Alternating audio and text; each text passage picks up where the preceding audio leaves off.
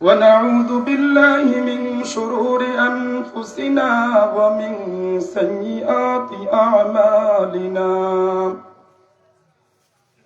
من يهده الله فلا مضل له ومن يضلله فلا هادي له ونشهد أن سيدنا وسندنا وحبيبنا وطبيبنا ومولانا محمدا عبده ورسوله أما بعد فأعوذ بالله من الشيطان الرجيم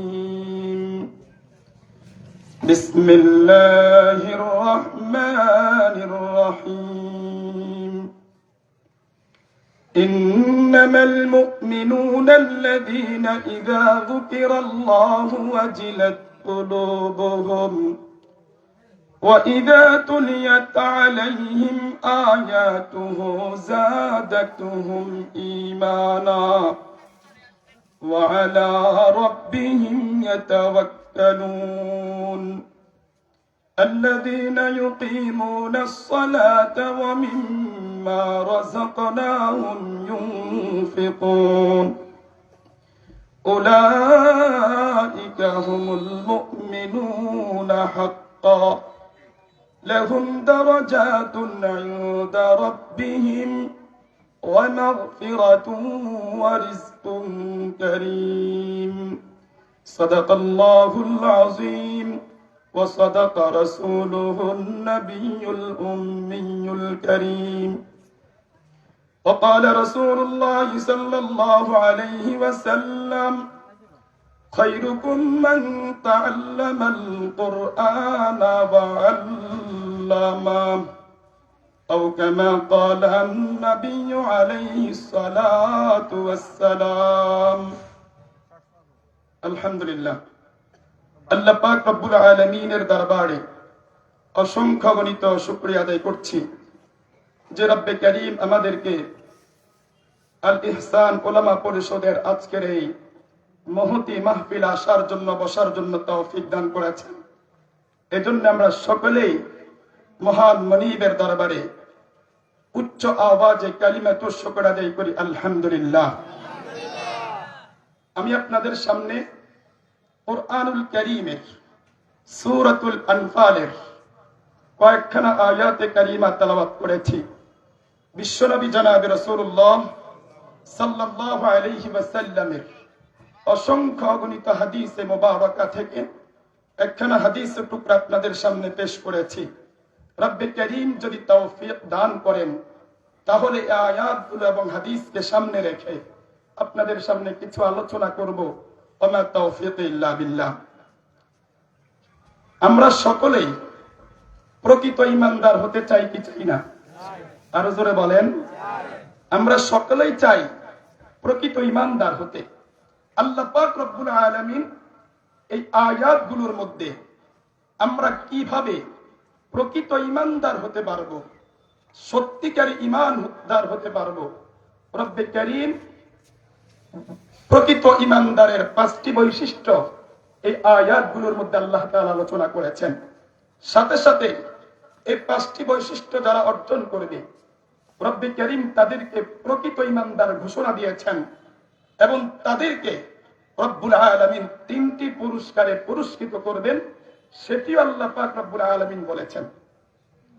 আল্লাহ পাক রব্বুল আলামিন বলেন, ঈমানদার তো তারাই যখন তাদের সামনে রব্বুল আলামিনের কথা হবে, রব্বুল আলামিনের আলোচনা হবে, তখন তাদের অন্তরে রব্বুল আলামিনের ভয় সৃষ্টি হবে, রব্বুল আলামিনের ভীতি সৃষ্টি হবে, তাদের অন্তর করে না জাগ্রত হবে যে রব্বুল আলামিন আমাকে দেখতেছে।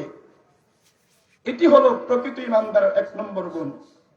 দেখেন আল্লাহ পাক রব্বুল আলামিন এখানে ওয়াজিলাত ওয়াজিলুন শব্দ ব্যবহার করেছেন। আমরা জানি খ অর্থ ভয়, খ অর্থ কি ভয়। ভাগকে দেখলেও তো আমরা ভয় পাই, কোন দুষ্ট প্রকৃতির মানুষকে দেখলেও আমরা ভয় পাই। দেখেন আল্লাহ তাআলা এখানে খৌফ শব্দ ব্যবহার করেননি, রব্বে কারীম ওয়াজিলুন শব্দ ব্যবহার করেছেন। ওয়াজিলুন শব্দ রব্বুল কারীম এজন্য ব্যবহার করেছেন, আমরা শ্রদ্ধাভাজন কাউকে যখন দেখি অন্তর থেকেই, ভালোবাসা থেকে, অন্তর থেকে আন্তরিকভাবে তাদেরকে দেখলে আমাদের অন্তরে ভয় লাগে। মুহাব্বতের সাথে একজন বড় আলেম, বড় বুজুর্গ, তার কাছে আমরা যেতে চাই না, তার কাছাকাছি হতে চাই না, অন্তরে ভয় লাগে। এজন্য রব্বে কারীম ওয়াজিলুন শব্দ ব্যবহার করেছেন। প্রকৃত ইমানদারের এক নম্বর বৈশিষ্ট্য, রব্বুল আলামিনের আলোচনা যখন করা হবে সাথে সাথে তার অন্তরের মধ্যে মুহাব্বতে, ভালোবাসায় তার অন্তর করে রব্বুল আলামিনের ভয় সৃষ্টি হবে। বলেন সুবহানাল্লাহি ওয়া বিহামদিহি। মুহতারাম হাজিরিন, রবের ভয় যখন আমার আপনার অন্তরকরণে সৃষ্টি হবে, আমি আর আপনি যতই গোপনে থাকি না কেন, যতই সেবে থাকি না কেন, যতই একাকী থাকি না কেন, আমার আপনার পক্ষে গুনাহ করা সম্ভব হবে না, রবের নাফরমানি করা সম্ভব হবে না। আওয়াজ দিয়া বলেন ঠিক কি ঠিক না? কেন? যদিও আমি একাকী আছি, আমার পক্ষের মধ্যে আমি একা, আমার মা নাই, আমার বাবা নাই, আমার বন্ধু নাই, গুনাহ করার যত আঞ্জাম আছে সবকিছু আছে, ইচ্ছা করলেই আমি গুনাহ করতে পারবো, কিন্তু আমার অন্তরে তো রব্বুল আলামিনের ভয় আছে। আমি তো রব্বুল আলামিনকে ভয় করি। যখনই গুনাহ করার জন্য আমার মন যখন চাইবে, সাথে সাথে অন্তর জাগায়া দিবে, এই তোর না রব আছে, তোকে না রব সৃষ্টি করেছেন, সাথে সাথে গুনাহ থেকে বাঁচাইবেন কে? কেন? তার অন্তরকরণে কার ভয় আছে? রব্বুল আলামিন এটাই বলেছেন, ওয়া আম্মা মান খাফা মাকাম রাব্বিহি ওয়া নাহান নাফসা আনিল হাওয়া। রব্বে কারীম বলেন, যে ব্যক্তির অন্তরে রব্বুল আলামিনের ভয় আছে, যে আমাকে না কিয়ামতের ময়দানে রব্বুল আলামিনের সামনে দাঁড়াইতে হবে, আমি যদি রবের নাফরমানি করি, আমি যদি রবের গোলামি না করি, আমি যদি নাফরমানির মধ্যে লিপ্ত হয়ে যাই, কিয়ামতের ময়দানে রবের সামনে আমাকে দাঁড়াইতে হবে। ও আম্মা মান খাফা মাকাম রাব্বিহি, এই ভয়ে সে পাপ কাজ করে না, এই ভয়ে সে সুদ খায় না, এই ভয়ে সে ঘুষ খায় না, এই ভয়ে সে দুর্নীতি করে না, এই ভয়ে সে চাঁদাবাজি করে না, এই ভয়ে সে লুণ্ঠন করে না, এই ভয়ে সে চুরি করে না। কেন? তার অন্তরকরণে কার ভয় আছে? পরকালীন জবাবদিহিতার ভয় তার অন্তরকরণে আছে। আওয়াজ দিয়ে বলেন ঠিক কি ঠিক না? নাম্বার 2, ওয়ানাহান নাফসা আনিল হাওয়া। নফস চায় যে গুনাহ কর, কিন্তু ওই ব্যক্তি রবের ভয় গুনাহ করে না। নফস চায় টেন্ডারবাজি কর, কিন্তু রবের ভয় সে টেন্ডারবাজি করে না। নফস চায় তুই গীবত কর, শিকায়াত কর, পরনিন্দা কর, সুদ ভিত্তিক ব্যবসা বাণিজ্য কর, কিন্তু রবের ভয় সে সুদ ভিত্তিক ব্যবসা বাণিজ্য করে না। রবের ভয়ে সেই মুহতারাম হাজরিন অশ্লীলতা, বেহায়াপনা, নির্লজ্জতা নিয়ে সে পড়ে থাকে না। রবের ভয়ে সেই পরকীয়াতে লিপ্ত হয় না। রবের ভয়ে অবৈধ রিলেশনশিপ রাখে না। রবের ভয়ে সেই অনলাইন জুয়া খেলে না। রবের ভয়ে সে টেন্ডারবাজি করে না। রবের ভয়ে কিশোর গ্যাংয়ের মতো ব্যাধির সাথে সে আক্রান্ত হয় না। বলেন কার ভয়? আচ্ছা বলেন দেখি, রবের যদি ভয় থাকতো, অনলাইন জুয়ার মাধ্যমে যারা লক্ষ লক্ষ টাকার মালিক হচ্ছে, অনলাইন জুয়া সম্পূর্ণ অবৈধ, সম্পূর্ণ অবৈধ। এই জুয়ার টাকা দিয়ে যদি মসজিদ বানান, এই মসজিদ বানিয়ে আপনার লাভ কি হবে? আপনি মাহফিলের জন্য লক্ষ লক্ষ টাকা দিবেন, কিয়ামতের ময়দানে 1 পয়সার সওয়াব আপনার হবে না। কেন? হারাম টাকা, অবৈধ টাকা। আপনি যদি কোটি টাকাও দান করেন, রবের দরবারে গ্রহণযোগ্য। আরেকজন গরিব বান্দা, গরিব বান্দি খালেস নিয়তে বৈধ পন্থায় উপার্জনকৃত টাকা থেকে 1 টাকা আল্লাহর রাস্তায় দান করেছে, 5 টাকা আল্লাহর রাস্তায় দান করেছে। খালেস নিয়ত থাকার কারণে রব্বে কারীম তাকে উহুদ পাহাড় পরিমাণ সওয়াব দিতে পারেন কি পারেন না? তারা জোরে বলেন। তাহলে প্রকৃত ইমানদারের 1 নম্বর বৈশিষ্ট্য, আল্লাহ পাক রব্বুল আলামিন বলেন, তারাই ইমানদার যখন তাদের কাছে, তাদের সামনে আমার আলোচনা হয়, তখন তাদের অন্তরে ভয় সৃষ্টি হয়, আমার ভয় জাগ্রত হয়ে যায়। 1 নম্বর গুণ। 2 নম্বর, ওয়াইযা তুলিয়াত আলাইহিম আয়াতুহু যাদাতুহুম ঈমানা। যখন তাদের সামনে কোরআনুল কারীমের তেলাওয়াত করা হবে, কার তেলাওয়াত বলেন? কুরআনুল কারীমের তেলাওয়াত যখন হয় তখন তাদের ঈমান বাড়তে থাকে। বলেন সুবহানাল্লাহি ওয়া বিহামদিহি। কুরআনুল কারীমের তেলাওয়াত যে যত বেশি করবে, যে যত বেশি শুনবে, ঈমান বাড়িয়ে দিবেন কে? কুরআনুল কারীমের তেলাওয়াত করার জন্য রাজি আছেন তো? তেলাওয়াত করলে লাভ না ক্ষতি? আল্লাহর রাসূল সাল্লাল্লাহু আলাইহি ওয়াসাল্লাম বলেছেন, মান ক্বারাআ হারফাম মিন কিতাবিল্লাহ ফালাহু বিহি হাসানাহ ওয়াল হাসানাতু বিআশরি আমসালিহা لا أقول ألف لام ميم حرف لكن ألف حرف ولام حرف وميم حرف আল্লাহর নবী বিশ্বনবী জনাব রাসূলুল্লাহ সাল্লাল্লাহু আলাইহি ওয়াসাল্লাম বলেছেন, যেই ব্যক্তি কুরআনুল কারীমের একটি হরফ পড়বে আল্লাহ পাক রব্বুল আলামিন তার আমলনামার মধ্যে কমপক্ষে 10টা নেকি লিখে দেবেন। বলেন সুবহানাল্লাহ।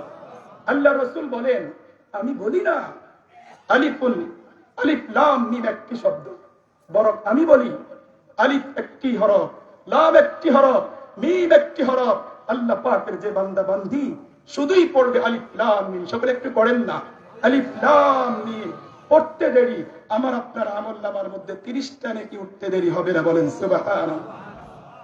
তাহলে কুরআনুল কারীমের তেলাওয়াত দরকার আছে না? এখন ঘরে ঘরে কুরআনুল কারীমের তেলাওয়াত নেই, এজন্য বদাসর জিনে আক্রান্ত। আওয়াজ দিয়ে এখন ঠিক না? আগে নিয়মিত কুরআনুল কারীমের তেলাওয়াত হইতো, মানুষের ঘরগুলোতে রহমত ছিল, শান্তি ছিল। এখন শান্তি উঠে গেছে।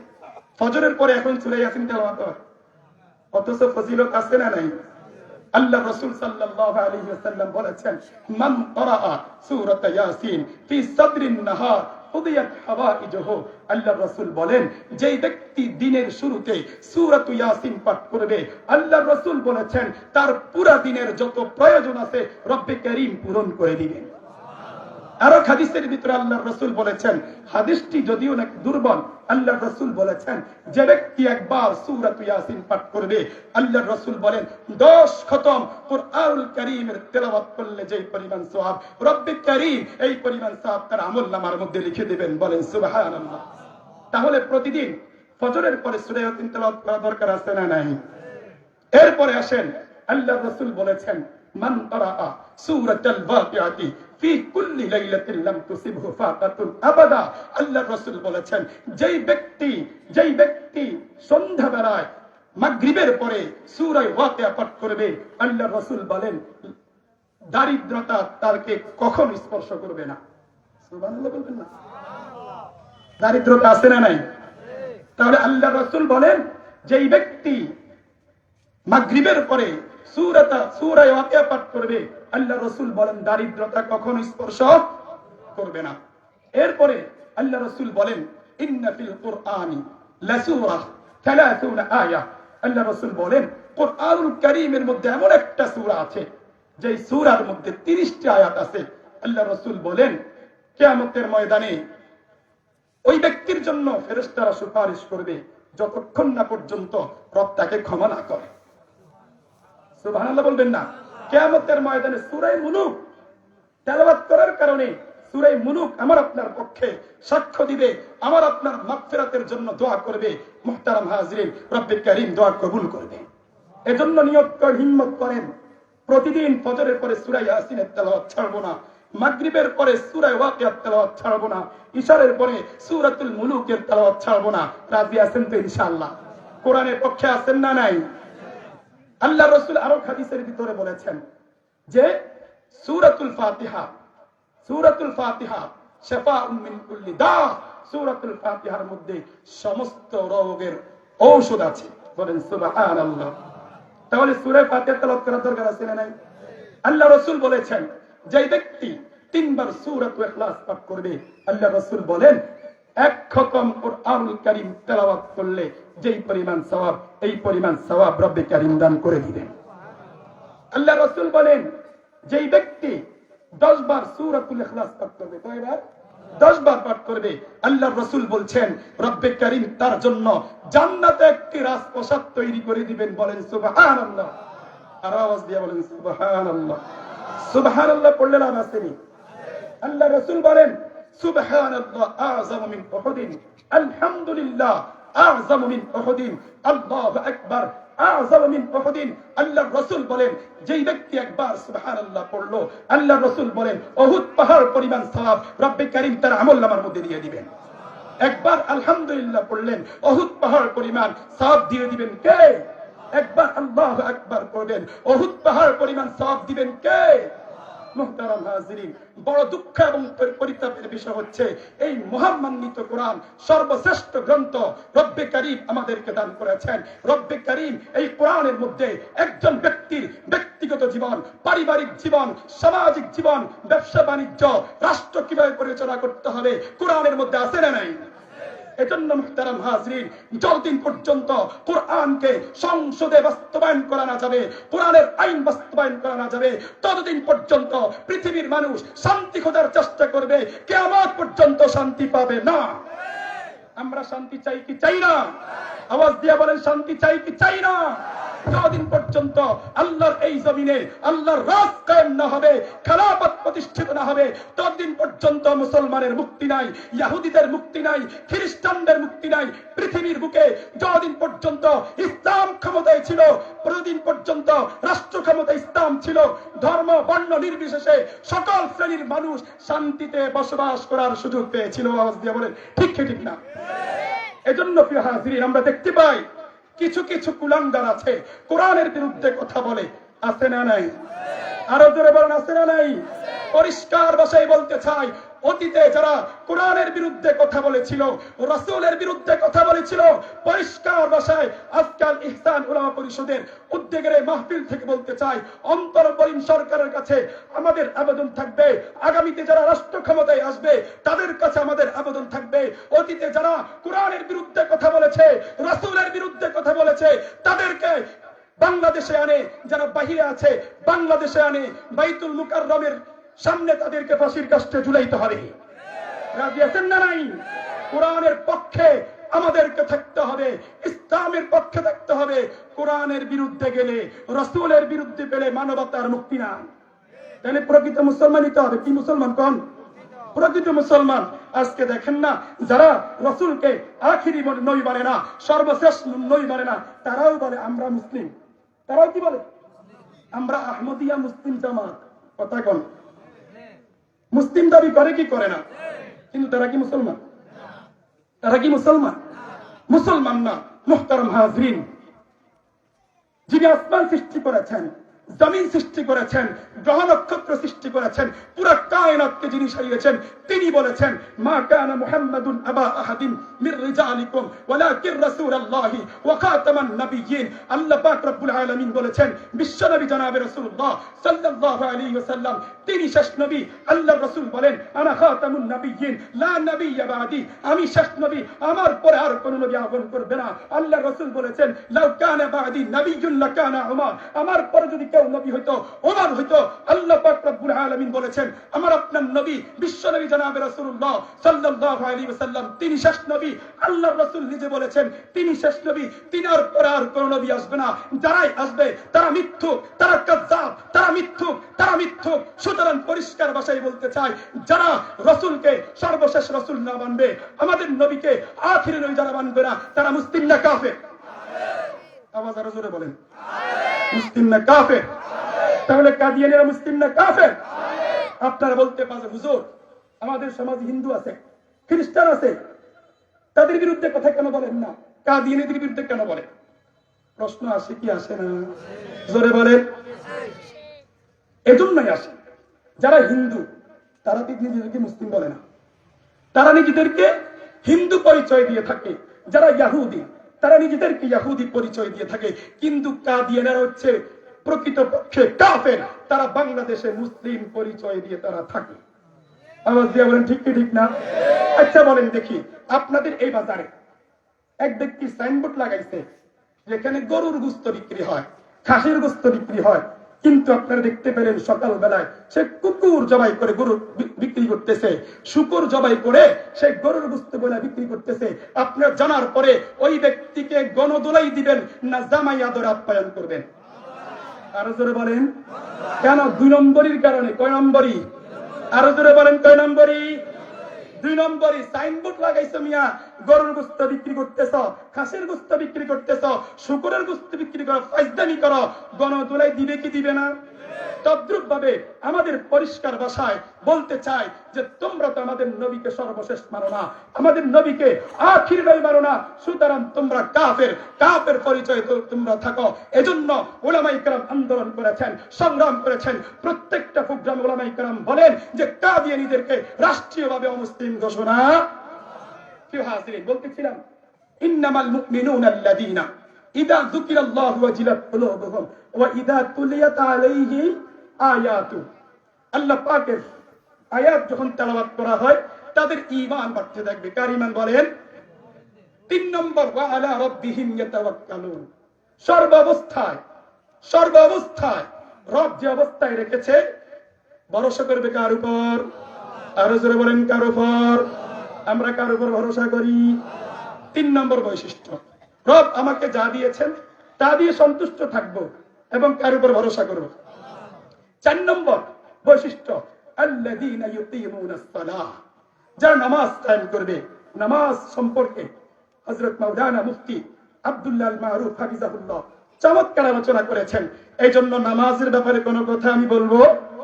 তাহলে 4 নম্বর গুণ হচ্ছে আল্লাযীনা ইউকিমুনাস সালাহ, নামাজ প্রতিষ্ঠিত করা।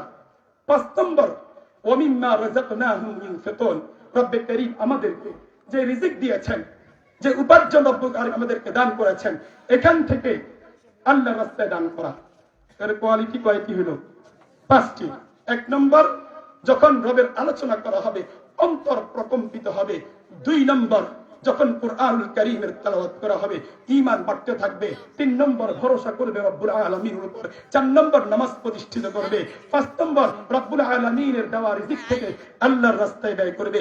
রব্বুল আলামিন বলেন যারা না এই 5টি গুণ অর্জন করতে পারবে, রব্বুল আলামিন বলেন উলাইকা হুমুল মুমিনুনা হাক্কা, উলাইকা হুমুল মুমিনুনা হাক্কা, এরাই হলো প্রকৃত ঈমানদার।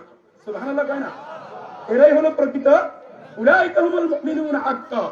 তাহলে 5টি গুণ অর্জন করলাম। তো রবকে জিজ্ঞেস করলেন প্রতিদান কি দিবেন? সুবহানাল্লাহ কয় না? প্রতিদান কি দিবেন? রব্বুল আলামিন বলেন লাহুম দারাজাতুন ইনদা রাব্বিহিম। 1 নম্বর, রবের পক্ষ থেকে আমাদেরকে রব্বুল আলামিন অনেক মর্যাদা দান করবেন, আমাদের পদ উন্নতি করবেন। 1 নম্বর, মর্যাদা দান করবেন। নাম্বার 2, ওয়া মাগফিরাত, আমরা যে গুনাহ করেছি, অপরাধ করেছি, রব্বুল আলামিন আমাদের গুনাহগুলোকে ক্ষমা করে দিবেন। শুধু তাই না, গুনাহগুলোকে রব্বুল আলামিন তো মাফ করবেন, সাথে সাথে এই গুনাহগুলোকে নেক দ্বারা পরিবর্তন করে দিবেন। ওয়ারিসকুন কারীম, 3 নম্বর পুরস্কার। রব্বুল আলামিন বলেন দুনিয়াতে তোমরা এই 5টি অর্জন করবে আর আমি আল্লাহ তোমাদেরকে 3 নম্বর পুরস্কার ওয়ারিসকুন কারীম, আমি আল্লাহ তোমাদেরকে সম্মানের রিজিক দেয়া দিব। দুনিয়াতে আমি আল্লাহ পাক রব্বুল আলামিন তোমাদেরকে সম্মানের রিজিক দিব, আর আখিরাতেও আমি আল্লাহ তোমাদের জন্য জান্নাতুল ফেরদাউস রেডি করে রাখছি। আর জোরে বলেন সুবহানাল্লাহ। তাহলে রব্বুল আলামিন কোয়ালিটি বর্ণনা করছেন কয়টি? কথা কয় না? 5টি। রব্বুল আলামিন ফায়দা বর্ণনা করছেন কয়টি? 3টি। পুরস্কার কয়টি? 3টি। 1 নম্বর, লাহুম দারাজাতুন ইনদা রাব্বিহিম, মর্যাদা বাড়িয়ে দিবেন। ওয়া মাগফিরা, ক্ষমা করে দিবেন। ওয়ারিসকুন কারীম, সম্মানিত রিজিক রব্বুল আলামিন দান করে দিবেন। এজন্য প্রিয় হাজিরিন, সম্মান আমরা চাই কি চাই না? চাই কি চাই না? তাহলে আমাদের অন্তরকরণের সর্বোচ্চ কাকে ভয় করতে হবে? আরো জোরে বলেন। ভয় সম্পর্কে হযরত আলী রাদিয়াল্লাহু তাআলা আনহু চমৎকার ব্যাখ্যা দিয়েছেন। হযরত আলী রাদিয়াল্লাহু তাআলা আনহু বলেছেন আত-তাকওয়া হিয়াল খাউফু মিনাল জালিল ওয়াল আমালু বিত-তানফির ওয়াল ক্বানাতু বিল কলিল ওয়াল ইস্তি'দাদু লিয়াউমির রাহিল। হযরত আলী রাদিয়াল্লাহু তাআলা আনহু বলেন আত-তাকওয়া হিয়াল খাউফু মিনাল জালিল, তাকওয়া হচ্ছে মহামহিয়ান আল্লাহ সুবহানাহু ওয়া তাআলাকে ভয় করে রব্বুল আলামিনের আদেশকৃত সকল বিষয়াদি পালন করা, নিষেধকৃত সকল বিষয় থেকে বিরত থাকার নাম হচ্ছে তাকওয়া। ভয় করতে হবে কাকে? নাম্বার 2, ওয়াল আমালু বিত-তানফির, কুরআন অনুযায়ী আমল করতে হবে। আচ্ছা বলেন দেখি আমরা কি কোরআন অনুযায়ী আমল করি? কোরআন বলছে মিথ্যা কথা বলা যাবে না, আমাদের সমাজের মধ্যে মিথ্যকের সংখ্যা কম না বেশি? কোরআন বলছে চগলখড়ি করা যাবে না। আমাদের সমাজের মধ্যে চগলখড়ির সংখ্যা কম না বেশি?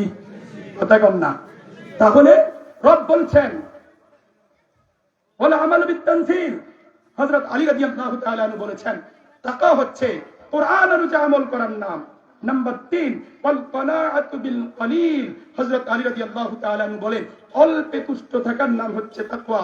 রব্বুল আলামিন বৈধ পন্থায় আমাকে আপনাকে যা দিয়েছেন তা নিয়ে সন্তুষ্ট থাকার নাম হচ্ছে তাকওয়া। অবৈধ পন্থায় কোন টাকা উপার্জন করব।